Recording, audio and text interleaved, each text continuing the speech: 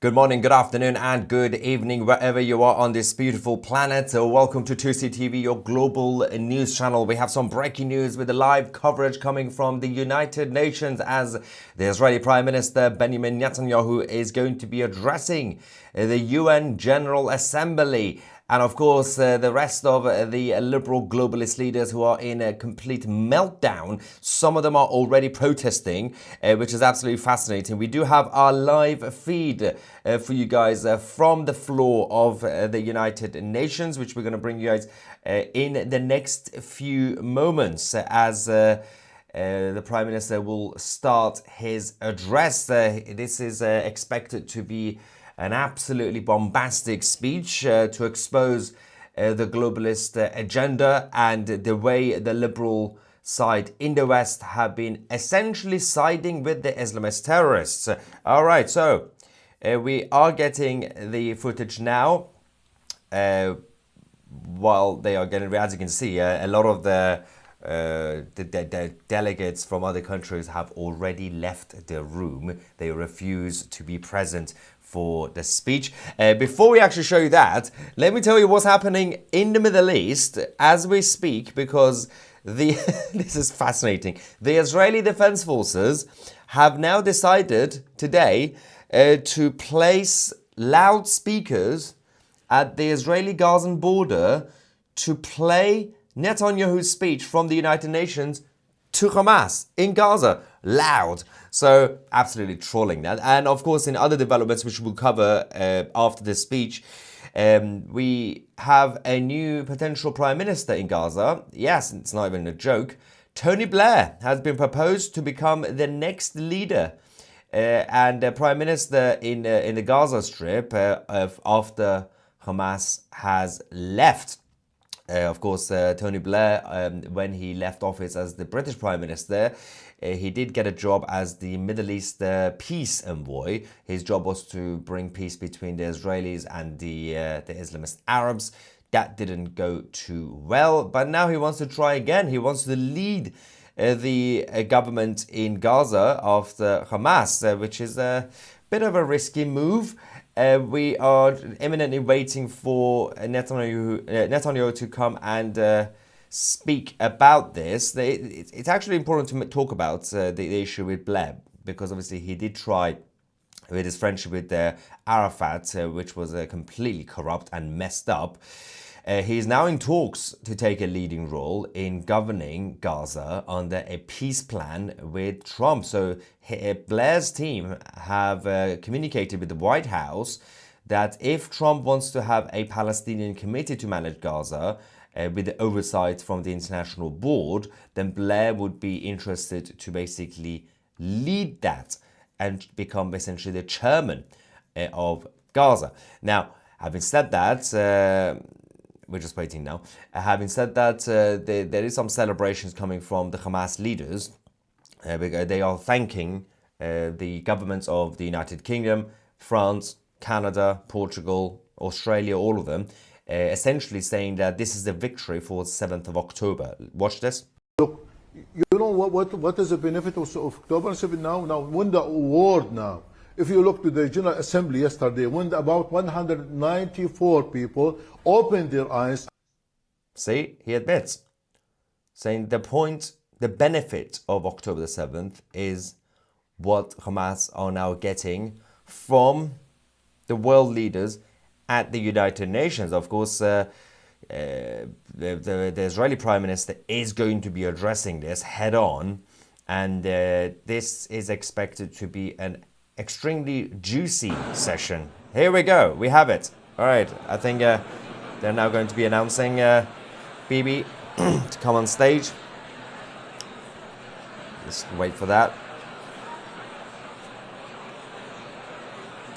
This is going to be fascinating. Wow. Now, protests have also erupted in New York outside the building by the liberals. No, just Gabble to check. They are 5 minutes late, as usual. The United Nations. Here we go. Here we go. Order. Loud. Hang on. The plenary meeting, the 10th plenary meeting of the General Assembly is called to order. Right.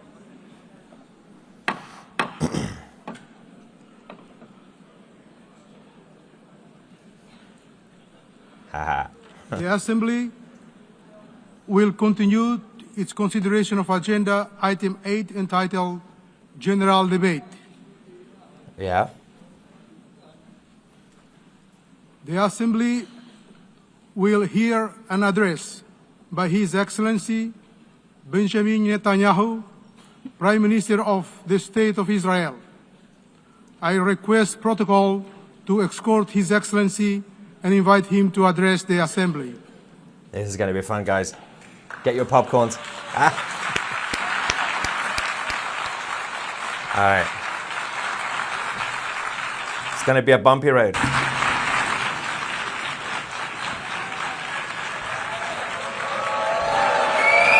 They're leaving. Please, order leaving. in the hall. Look at them. They're protesting. Oh, look at the Please, Muslims. order in the hall. This is chaos. Look at him. Look at the losers. He's used to it. It's fine. Please, order in the hall. It's so embarrassing. Look at it. The Israeli delegation standing up, clapping. Please, order in the hall. Mayhem as usual, of course. It's so embarrassing.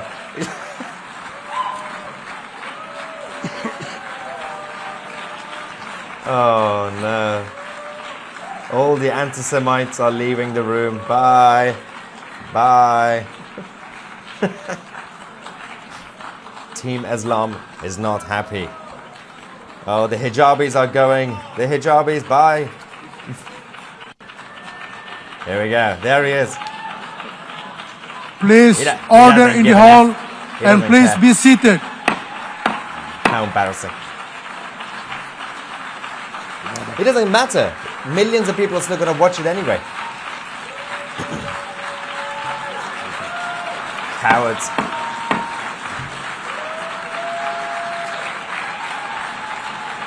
Please, order in the hall. Let them go. Let them go. It doesn't matter.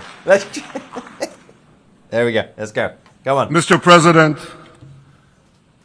the families of our dear hostages languishing in the dungeons of Gaza. Ladies and gentlemen, last year I stood at this podium and I showed this map. This map. It shows the curse What was that? of Iran's terror axis. This axis threatened the peace of the entire world. It threatened the stability of our region and the very existence of my country, Israel. Iran was rapidly developing a massive nuclear weapons program and a massive ballistic missile program. These were meant not only to destroy Israel, they were meant also to threaten the United States and blackmail nations everywhere. From Gaza, Yahya Sinwar dispatched waves of Hamas terrorists. They stormed into Israel on October 7th and committed acts of unspeakable savagery.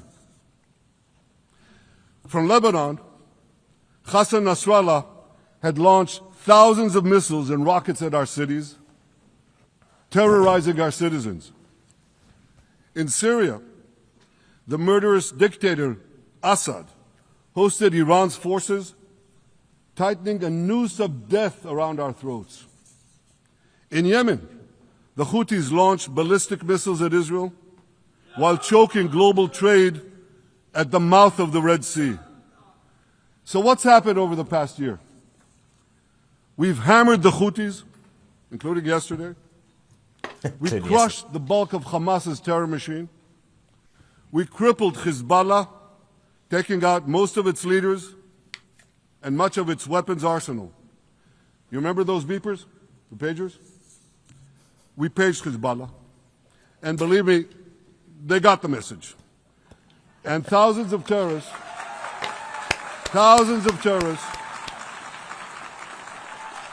dropped to the ground. We destroyed Assad's armaments in Syria. We deterred Iran's Shiite militias in Iraq. And most importantly, and above anything else that I could say to you or that we did in this past year, in this past decade, we devastated Iran's atomic weapons and ballistic missiles programs.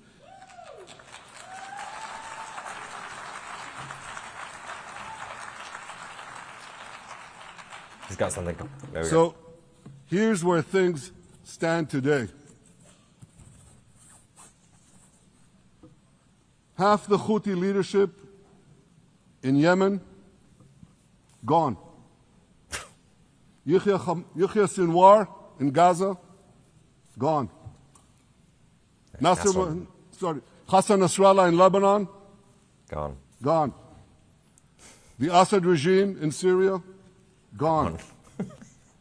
Those militias in Iraq, well, they're still deterred. And their leaders, if they attack Israel, will also be gone.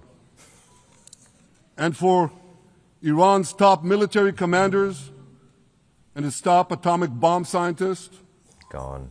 well, they're gone too. Yes.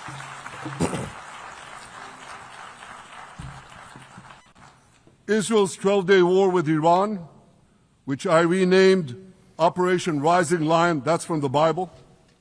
This 12-day war will go down in the annals of military history.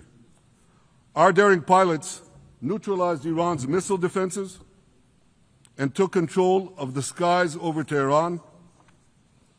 And you saw this. Israeli fighter pilots and American B-2 pilots bombed Iran's nuclear enrichment sites. I want to thank President Trump for his bold and decisive action. Yes.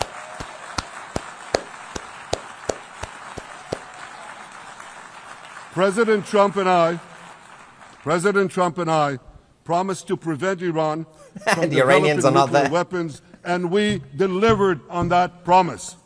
Oh, no. Oh. Absolute melt. We removed an existential threat to Israel, and a mortal threat to the civilized world. We lifted a dark cloud that could have claimed millions and millions of lives. But, ladies and gentlemen, we must remain vigilant. We must remain absolutely clear-minded and vigilant. We must not allow Iran to rebuild its military nuclear capacities. Iran's stockpiles of enriched uranium, these stockpiles must be eliminated. And tomorrow, UN Security Council sanctions on Iran must be snapped back. There's a massive protest outside the building in New York. We're going to go to that after the speech. Thanks to the resolve of our people, the courage of our soldiers, and the bold decisions we took, Israel rebounded from its darkest day to deliver one of the most stunning military comebacks in history.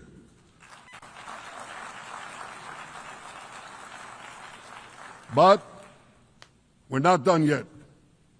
The final remnants of Hamas are holed up in Gaza City. They vow to repeat the atrocities of October 7th again and again and again, no matter how diminished their forces.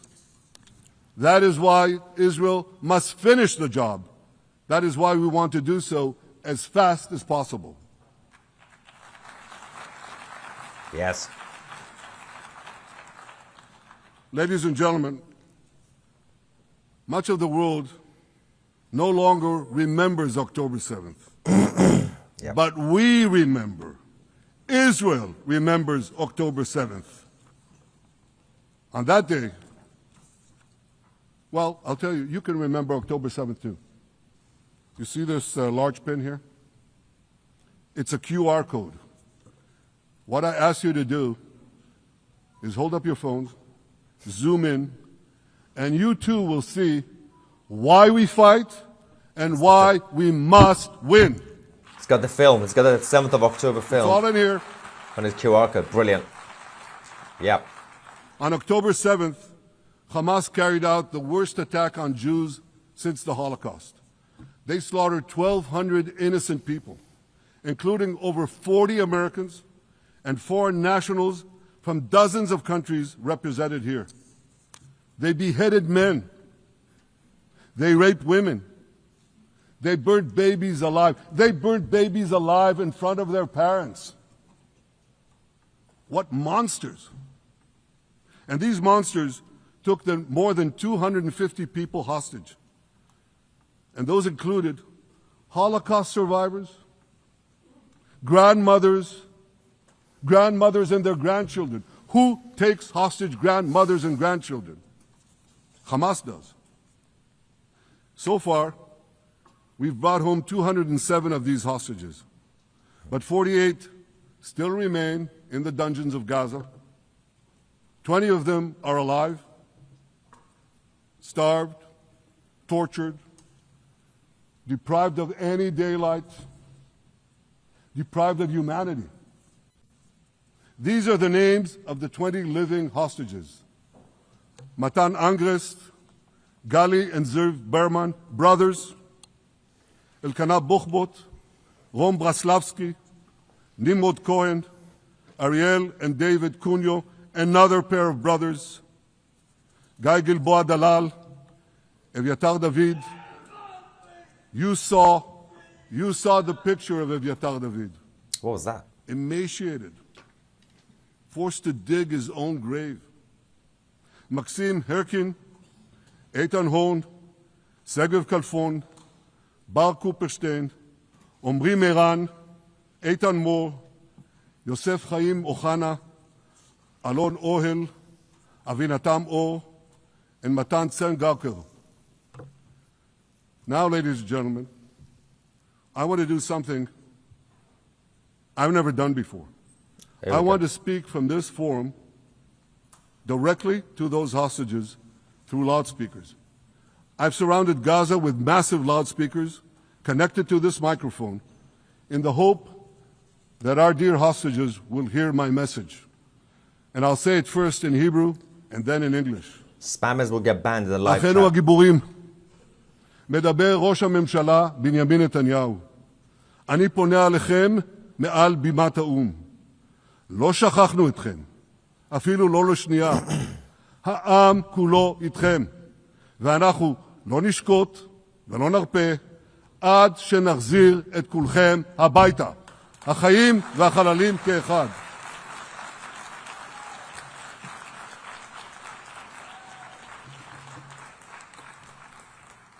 Our brave heroes. This is Prime Minister Netanyahu speaking to you live from the United Nations. We have not forgotten you, not even for a second. The people of Israel are with you. We will not falter and we will not rest until we bring all of you home.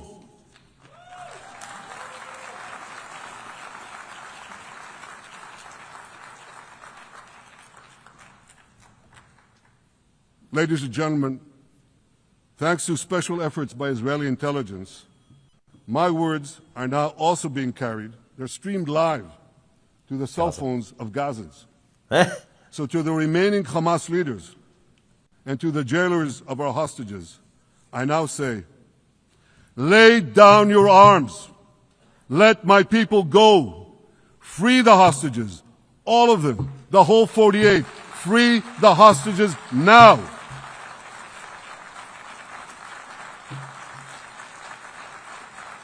If you copy and paste in the live chat, you get banned. If you do, you will live.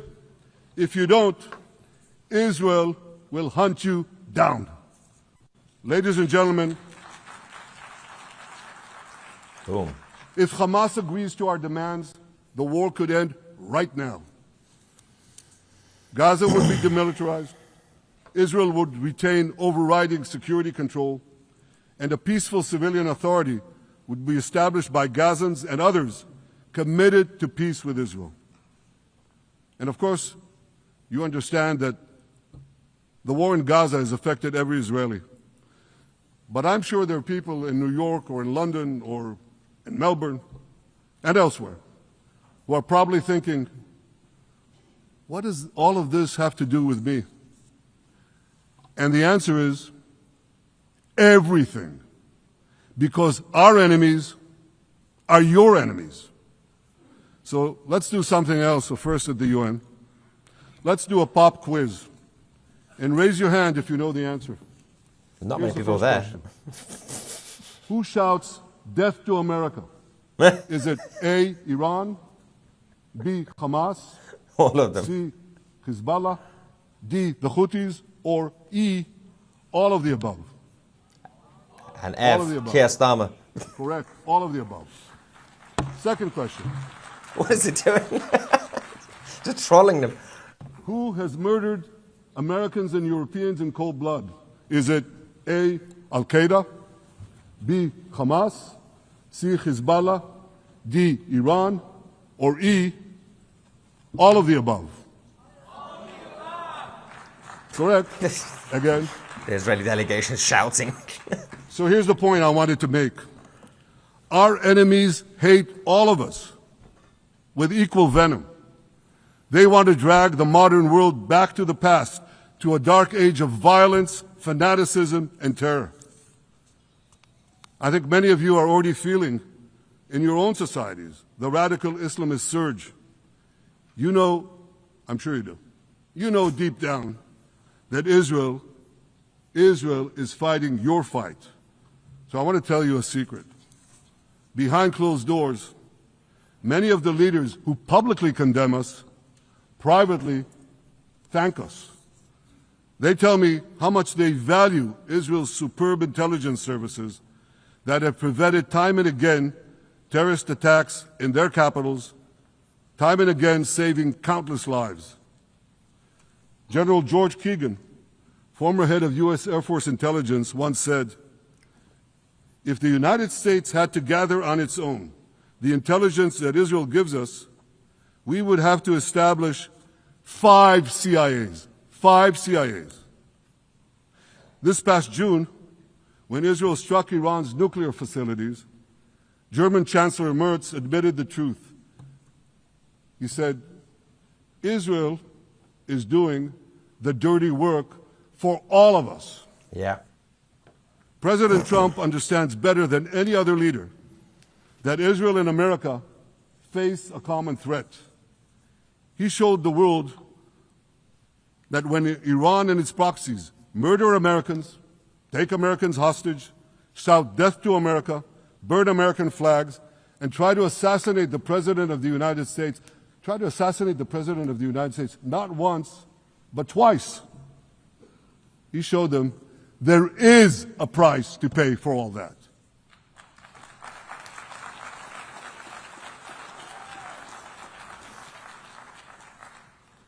But regrettably, many leaders who are represented in this hall, Here we go. they send a very different message. Sure, in the days immediately following October 7th, many of them supported Israel. But that support quickly evaporated when Israel did what any self-respecting nation would do in the wake of such a savage attack. We fought back. Now just imagine, just sit back for a second and imagine an attack against America proportioned to the attack against Israel on October 7th. Imagine a regime, a terror regime, dispatching thousands of terrorists to invade the United States. They massacre 40,000 Americans. They take 10,000 Americans hostage. What do you think America would do? You think America would leave that regime standing? You don't think that. No way, not a chance. The United States would wipe out that terror regime and ensure that such savagery would never threaten America again. This is precisely what Israel is doing in Gaza. We're wiping out the terror regime of Hamas and ensuring that this savagery will never threaten Israel again. That's what we are doing. That's what any self-respecting government would do. You get attacked, you destroy. Simple. Yet, and it's a yet that I'm sorry to say here. Yet over time, many world leaders buckled. They buckled under the pressure of a biased media, radical Islamist constituencies, and anti-Semitic mobs. Yep. There's a familiar saying, when the going gets tough, the tough get going. Well, for many countries here, when the going got tough, you caved. And here's the shameful result of that collapse. For much of the past 2 years, Israel has had to fight a seven-front war against barbarism, with many of your nations opposing us. Astoundingly, as we fight the terrorists who murdered many of your citizens, you are fighting us. You condemn us, you embargo us, and you wage political and legal warfare, it's called lawfare, against us.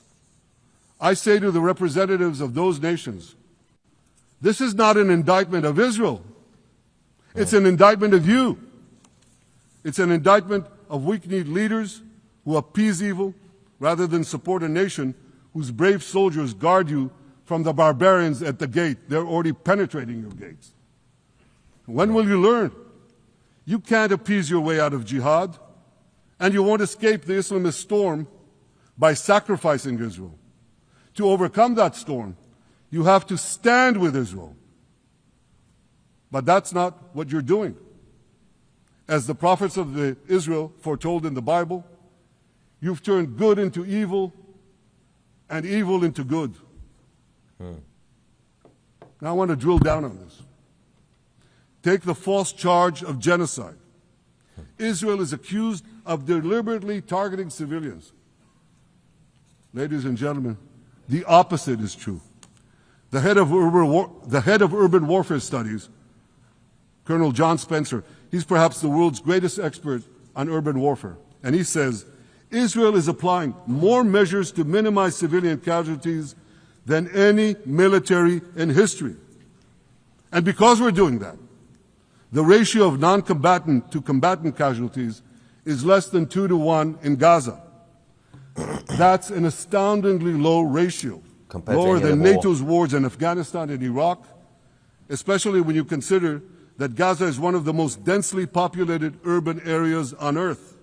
It has hundreds of miles of terror tunnels underground, and it has countless terror towers above ground, and thousands of terrorists embedded in the tunnels and in these towers in civilian areas.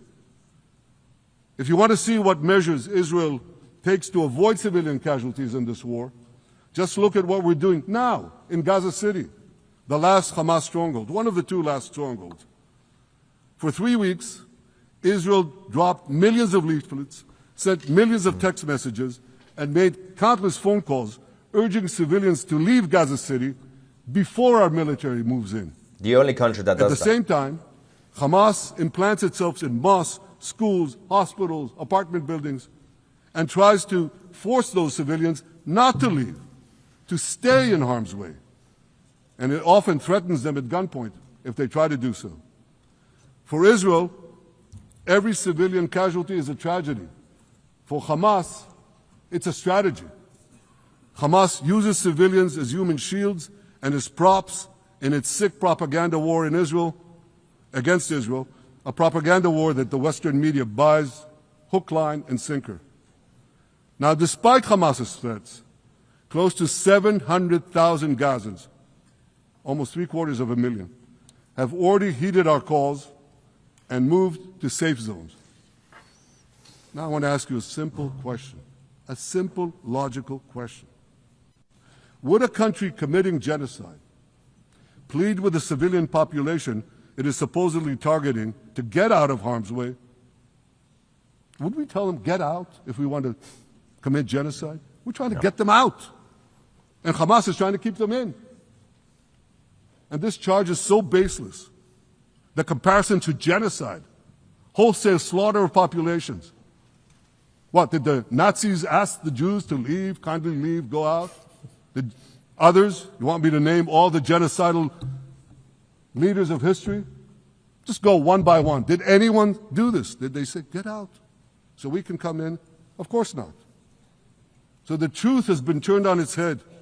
Hamas, a genocidal terrorist organization whose charter calls for the murder of all Jews on the planet, this genocidal organization is given a pass. It's barely mentioned. While Israel, which does everything it can to get civilians out of harm's way, Israel is put in the dock. What a joke. You want to hear another one? Israel is accused of deliberately starving the people of Gaza when Israel is deliberately feeding the people of Gaza. Since the beginning of the war, Israel has let into Gaza more than 2 million tons of food and aid. That's 1 ton of aid for every man, woman, and child in Gaza. If you copy and Nearly paste in the live 3,000 chat, you get calories banned. per person per day. Some starvation policy. If there are Gazans who don't have enough food, it's because Hamas is stealing it. Gold Hamas lion. steals it, hoards it, and sells it at exorbitant prices to fight its war machine. Last month, even the UN, not exactly a supporter of Israel. You're supposed to laugh, by the way. Last month, even the UN admitted that Hamas and other armed groups looted 85% of the trucks. That's why you have deprivation. Those who peddled the blood libels of genocide and starvation against Israel are no better than those who peddled blood libels against the Jews in the Middle Ages when they falsely accused us of poisoning wells, spreading plague, and using the blood of children to bake Passover matzahs. Anti-Semitism dies hard. In fact, it doesn't die at all. It just keeps coming back with its libelous lies, refurbished, regurgitated over and over again. And I want to tell you something else. These anti-Semitic lies, they have consequences. In recent months, Jews have been assaulted in Canada, Austria, or rather Australia, Britain, France, the Netherlands, and elsewhere. Here in America, an elderly Holocaust survivor was burned to death in Colorado. And a beautiful young couple from the Israeli embassy in Washington was brutally gunned down right in front of the Holocaust Museum there. Thankfully, President Trump's administration is forcefully fighting the scourge of anti-Semitism, and every government here should follow its lead. But instead, many do the opposite. They actually reward the worst anti-Semites on earth. This week, the leaders of France, Britain, Australia, Canada, and other countries unconditionally recognized a Palestinian state. Disgusting. They did so after the horrors committed by Hamas on October 7th. It's a reward. Horrors praised on that day by nearly 90% of the Palestinian population. So let me say that again. Nearly 90% of Palestinians supported the attack on October 7th. It's not supported only, they celebrated it. They danced on the rooftops. They threw candies. That's both in Gaza and in Judea, Samaria, the West Bank, as you call it. And it's just the way they celebrated another horror, 9/11. They danced on the rooftops. They cheered. They threw candy. You know what message the leaders who recognize the Palestinian state this week sent to the Palestinians? It's a very clear message. Murdering Jews pays off. Well, I have a message for these leaders. Here we go. When the most savage terrorists on earth are effusively praising your decision, you didn't do something right. You did something wrong, horribly wrong. Your disgraceful decision will encourage terrorism against Jews and against innocent people everywhere. It will be a mark of shame on all of you. But wait a minute, Mr. Prime Minister, they tell me. Wait a minute. We believe in a two-state solution where the Jewish state of Israel will live side by side in peace with the Palestinian state. There's only one problem with that. The Palestinians, they don't believe in this solution. They never have. They don't want a state next to Israel. They want a Palestinian state instead of Israel. And that's why every time they were offered a Palestinian state, but were required to end the conflict with Israel and recognize the Jewish state, every time, over the decades, they turned it down. And that is why every time they were given territory, they used it to attack us. In fact, they effectively had a Palestinian state in Gaza. Gaza for 20 years. So what did they do with that state? Peace? Coexistence? No. They attacked us time and time again. Totally unprovoked. They fired rockets into our cities. They murdered our children. They turned Gaza into a terror base from which they committed the October 7th massacre. So here's the uncomfortable truth. The persistent Palestinian rejection of a Jewish state in any boundary is what has driven this conflict for over a century. It is still driving it. So embarrassing. It's not the absence of a Palestinian state. It's the presence and existence of a Jewish state. Yeah. And I find it amazing, that the foreign chancelleries and the ministries and all those who pontificate about this, and the leaders, how can they not see this basic truth when it is repeated again and again and again ad nauseum? And I want to say something else. This rejection of a Jewish state not only applies to Hamas, it also applies to the so-called moderate Palestinian Authority. You should know that the Palestinian authorities pays terrorists to slay Jews. Yeah, the more Jews the terrorists slay, the more the Palestinian Authority pays. The Palestinian Authority names its government buildings, its public squares, its schools, after the mass murderers of Jews, which they glorify as martyrs. They pay and glorify not just the killer of Jews, but also killers of Christians. Christians like Taylor Force, an American veteran who was brutally murdered in Israel by Palestinian terrorists. But, that I hear from the Western leaders. They tell me, the PA promised us it will reform. And I know this time, Prime Minister, it will be different. This time. Yeah, right. We've heard these promises for decades. They always promise. They never deliver. Because you see, the Palestinian Authority is corrupt to the core. They haven't held elections in 20 years. 20 They years. use the same textbooks as Hamas, exactly the same textbooks. They teach their children to hate Jews and destroy the Jewish state. And Christians don't fare much better. When Bethlehem, the birthplace of Jesus, was under Israeli control, 80% of its residents were Christians. But since the PA took control, that number has dwindled to under 20%.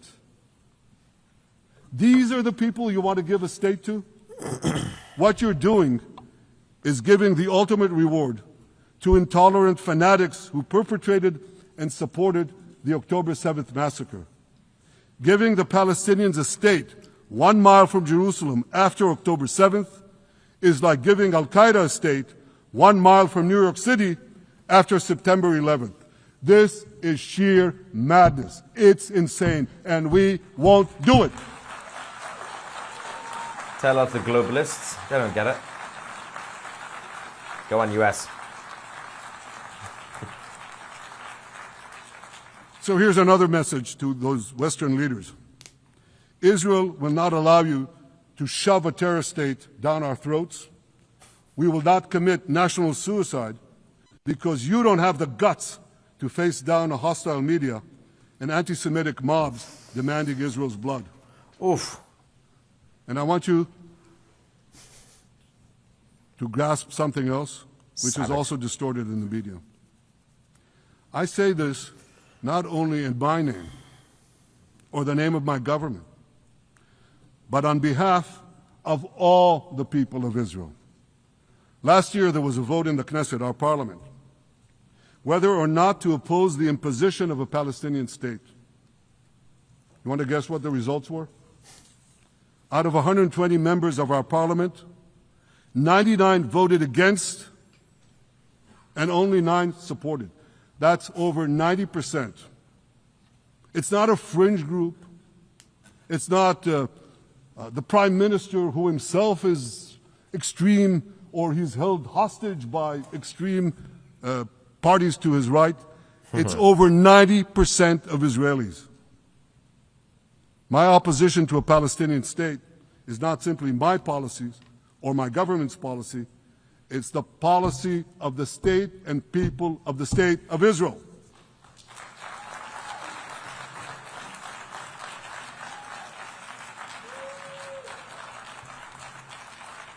Western leaders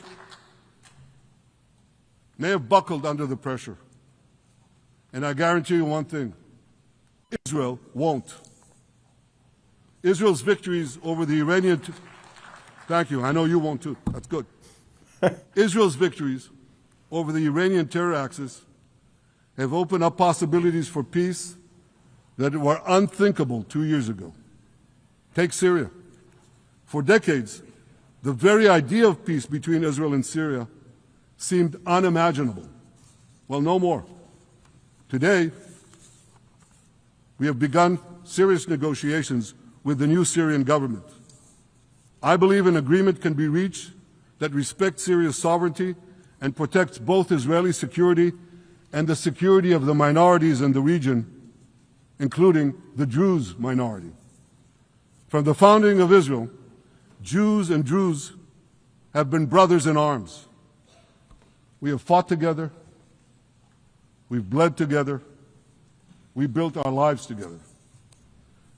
When I was a young commander in Israel's Special Forces, my own life was saved by the invaluable advice given to me by a great friend, Salim Shufi, a heroic Druze IDF veteran.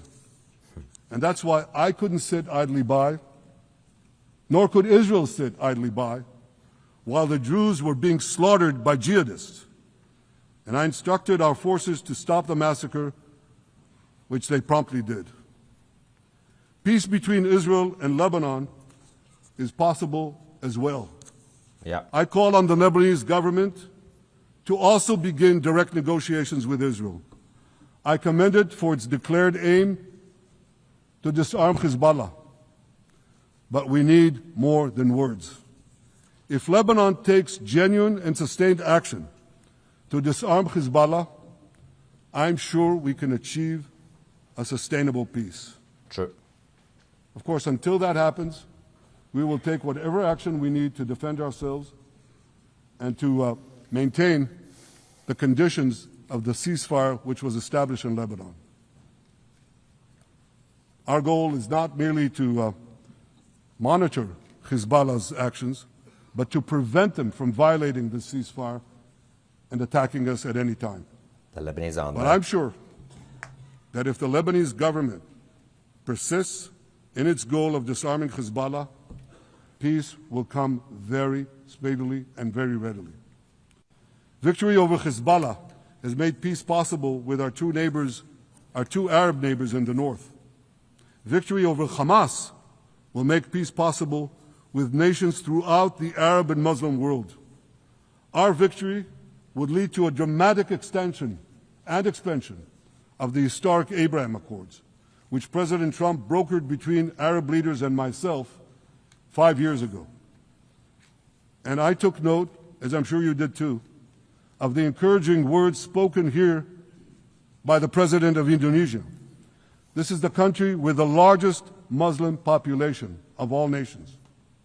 And it's also a sign of what could come. Forward-looking Arabs and Muslim leaders know that cooperating with Israel will provide them with groundbreaking Israeli technologies, including in medicine and science, in agriculture and water, in defense and AI, and so many other fields. I believe that in the coming years, the Middle East will look dramatically different. Many of those who wage war on Israel today will be gone tomorrow. Brave peacemakers will take their place. And nowhere will this be more true than in Iran. The long-suffering Iranian people will regain their freedom. They will make Iran great again. And our two ancient peoples,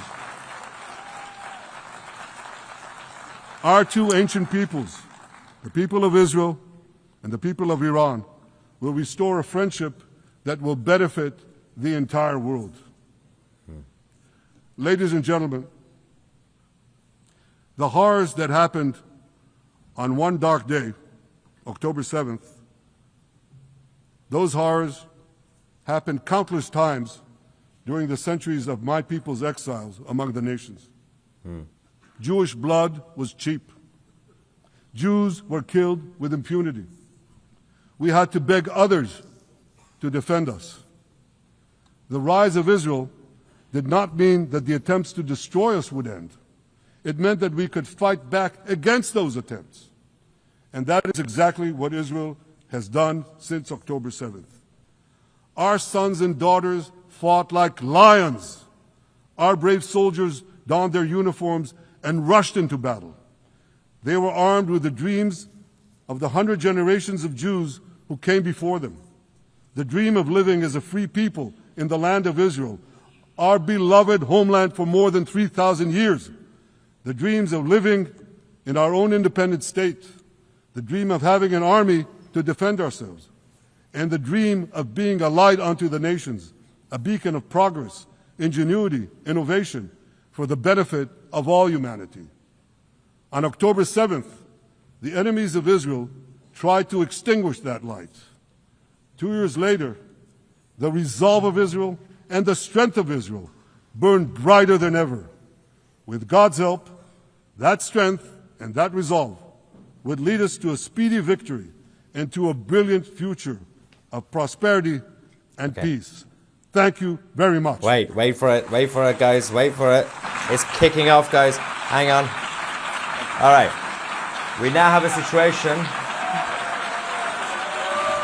There's a massive protest right now as we speak. On behalf of the Assembly, Okay, let's get ready. I wish to thank All right, this is getting crazy. Wait for it.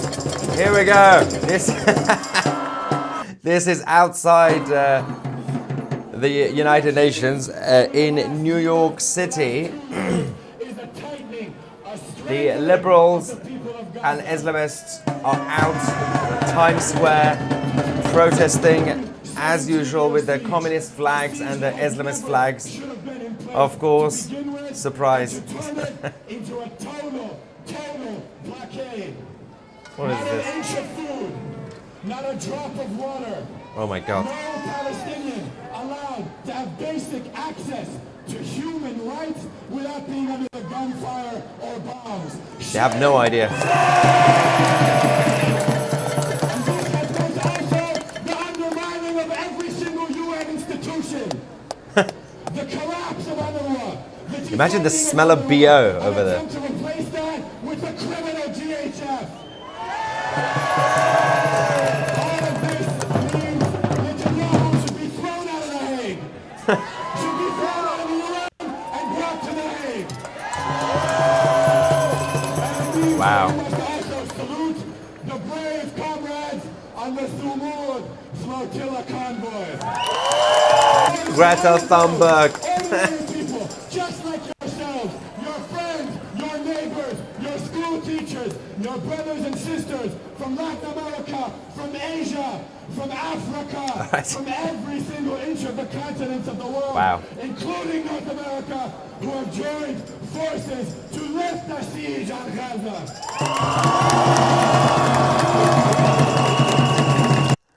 That's what happens when you get too much money from the state of Qatar. You don't know what to do with it. All right, so there's some reaction here before we go back to New York. We got Ivan in the super chat. Thank you, Ivan, saying it seems the United numpties are not amused. Yeah, they all walked out like a bunch of cowards. Suzanne says Bibi has devoted his life to defending Israel. Whether you agree with his policies or not, it breaks my heart to see him and Israel vilified. Yeah, of course you can disagree with policies. But the fundamental set of values for defending your country, that's whether you're center left or center right, should be the same. Tony Blair, Prime Minister, is this some sort of sick joke? He should be sent to Antarctica leading the penguins. Poor penguins. RG says, it's enough to look at the chat's language to understand who is on the right side, even if you don't want to pick a side. Simply evil versus good. I agree. Hamas is hiding weapons in UN facilities. Yep. And 80% of UN's global employees lived and worked in Gaza. I can't verify that, but yeah, I'm not really sure if it's 80%. Perhaps at some point. Elaine says Bibi and Donald are trying to save the West and they get treated like dirt. Yeah. RG also says, anyone saying he's lying, you never back it with claims or proof. Either prove it or shut up. Lies or pig is not an argument. Basically, most people get their arguments from like podcasters or some person writing something. Like, oh, that person said the Jews do this. And the rest of them just become parrots. If you notice on social media, on YouTube, wherever they are, like NPCs, the non-playable characters, they all basically repeat the same things. Every day, every week, every month. It's the same few lines that always gets repeated. Oh, like, so the Netanyahu, something about Netanyahu, something about the Jewish nation, something about Jews in general. It's like 4 or 5 things that they always say. Because they just like hear it from one person and everybody just repeats the same thing. They don't even realize they're doing it. They don't even realize they're like NPCs. They don't have original thought. Everybody hears something from someone else. Oh, 80,000 children have been killed. I need to say that. Everyone else is saying the same thing. There is no such thing as Palestine. That's true. And RG says, I personally hate Bibi. RG is from Israel, by the way. I personally hate Bibi. Although hate is a big word. But you cannot argue with the fact that he brings everything he says is proven with the receipts to show it. Yeah. Well, there's a lot of people in Israel who don't support Bibi's cabinets. And some of them are still right-wing, but some of them are left-wing. But there are still a lot of people who still back him. Cool Ray says, what has the left ever made better? Wow. Yeah, I tried. Nothing, absolutely nothing. Is this not the jihad that they prayed for? Yeah, but they didn't realize that the jihad would be losing. So they're now playing the victim card. You start a war, you lose, you're the victim. And repeat. Thank you, Tousi TV, for showing this video. Thank you so much. And Ezra's Rabbit says we need to call Soros what he is. You're going to get into trouble for that. Yeah, George Soros. George Soros needs to be arrested, investigated. It's about time. What's going on in New York, guys? Look at the absolute mayhem on the streets of New York City. What is he wearing? It's like the 1980s gay bars called, and they want their outfit back. All right. Oh my God. This is a very entertaining bunch. It's weird, isn't it? It's like watching Animal Planet on Discovery Channel.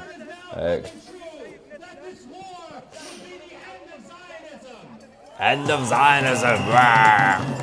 Do we have we could now go to the members of the channel. Obviously, if you want to get full access to Tousi TV, make sure to scan the QR code or go on Tousi.tv to get access to the podcast, documentaries, the chat forum, which is the important one, which we're going to go to in a second. And of course, you can download the Tousi TV app today from your app stores to also get access to all the news throughout the day. So speaking of members of Tousi TV Plus, the QR code is also here, in case you haven't seen it.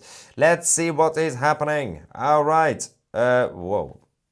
This is All right, we got it. Got a few comments here. Tony Blair being there means he isn't here, which is good. Well, yeah, I mean, I'm not really opposing Blair becoming, well, leading Gaza. In fact, we should send him to Gaza now while Hamas is still there. You know, why wait until Hamas leaves? Just send him there.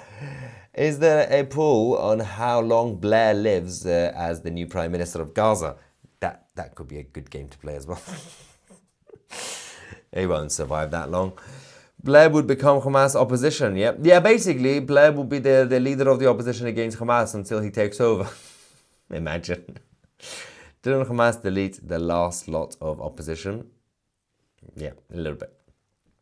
See those anti-Semitic assholes leaving? Were you able to capture the code on his pin? That video should be spread everywhere. I think the best way to do it, because obviously even on screen, because the camera was zoomed out, the QR code was still small. I think the best way is on Google or on X over the next few minutes, few hours, people are gonna, well, actual professional photographers, they're gonna post the photos that they've taken, and that will definitely have more zoomed in images that you could probably scan. You can retrieve the QR code or the link and post for us. Yeah, well, so I still need the zoomed in version. So we have to wait for social media to obviously see if we can find the photo. No, to Tony Blair. They have another one saying they don't want a two-state solution. They want Israel gone. Yeah. These leaders are just disgusting. And I am so ashamed of my government in Canada, obviously. And I stand with Israel. I'm sure 100,000 Gazans coming to Canada are thrilled, though. Yeah, well, we're going to have to rename Canada to Gaza 2.0. Free from Qatar. Was the empty seats meant for the Palestinian Authority? Yeah, so it's called the State of Palestine. That doesn't actually exist, but somehow they have a seat at the United Nations. I don't know how. What about Narnia? Can we have one for that as well? Walking out, and for the Klingon side. Get it for the Klingon. Walking out is so childish. What is the point of the UN when it has members who won't even be in the same room as other countries' leaders? And why does no one mention that Hamas could have let their tunnels be used as bomb shelters but chose to shut their people out? Because they support Hamas. That's why. And anyway, we have oh yeah, RG is back. I am right-wing. Don't believe in this terminology. But Bibi likes to sit on the fence. As said many times before, I prefer a leader who makes mistakes but takes action rather than one who sits idle. Yeah, there's been many moments, phases since 2023 where it goes for weeks or months where we're all waiting for Bibi to do something. It's like, okay, he said he's going to do something. Where is it? What is he doing? And then eventually something happens, but then the same cycle gets repeated. So I fully understand the frustration from the right-wingers in Israel. Super sticker. And England till I die. Okay, so this is the absolute state of New York City right now. And Friday morning, of course, these people have no jobs. It's literally like, what is it, like 11 a.m.? Why are they not at work? What is happening? See, they get paid by the state of Qatar and the Islamic Republic. Of course, they don't need to have jobs. All right, ladies and gentlemen, we'll keep you guys posted. We're going to come back shortly with a follow-up update on what happened to James Comey, the former director of the FBI. Of course, last night we reported that he was officially indicted.